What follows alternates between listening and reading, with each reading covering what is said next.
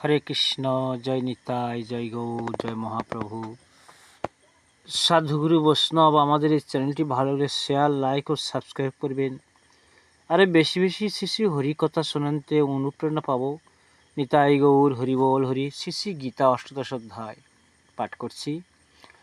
অযুক্ত প্রাকাইত স্তব্ধ ষট নস্কৃতি কোহলাস বিষাদী দীর্ঘসূত্রী চ কর্ততামস উচ্চতি। যিনি চঞ্চল অলস বিনয়ী মূঢ় ষঠ কুরুর দুঃখী দীর্ঘসূত্রী, তাহাকে তামসিক কর্তা বলে। বুদ্ধির ভেদং ধৃতশ্চৈব গুণতস্ত্রিবিধংসিনু প্রচ্যমানমশেষেণ পৃথক্তেন ধনঞ্জয়। হে অর্জুন, আমি তোমার বুদ্ধি ও ধৃতির গুণানুসারে তিন প্রকার ভেদ কি তা পৃথক ভাবে বলি। প্রবৃত্তঞ্চ নির্বৃত্তঞ্চ কার্য কার্যে ভয়াবহে বন্ধং মোক্ষঞ্চ যাবেত্তি বুদ্ধি সা পার্থ সাত্বিকী।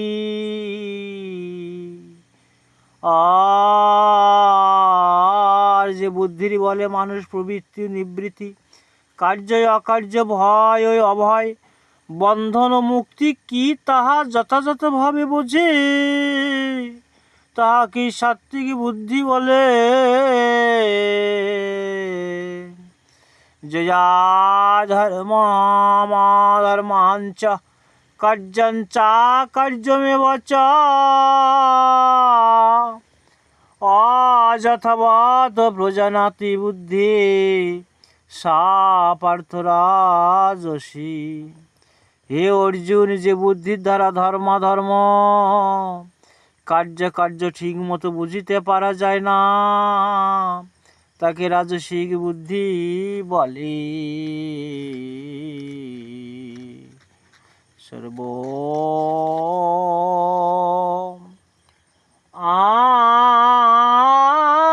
অধর্মাং অধর্মমিতি যা মন্যতে তমসাবৃতা সর্বার্থান বিপরীতাংশ বুদ্ধি সা পার্থ তামসী।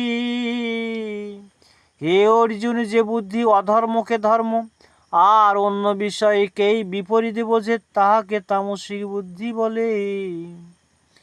সর্বোপনিষদ গাব দগ্ধা গোপালনন্দন পার্থ সুধীর ভক্ত বৎস গীতামৃতম মহৎ শান্তি।